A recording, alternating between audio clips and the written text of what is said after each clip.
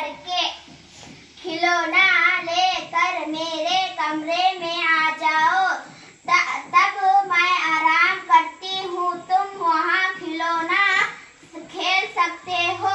सूरज ने कहा, मैं नहीं, कार्टून देखना चाहता हूँ। अम्मी ने सूरज के लिए टेलीविजन चल दिया और ऐसे इसकी पसंद आराम कुर्सी पर बैठी कर अपने कमरे में आराम करने के लिए चली गई। जैसे ही वो अपने बिस्तर पर लेटी, सूरज अपने खिलौने के साथ कमरे में दाखिल हुआ और कहा, ले, मैं बोला किस खिलौना चाहता हूँ, मैं बोला किस खिलौना चाहता हूँ।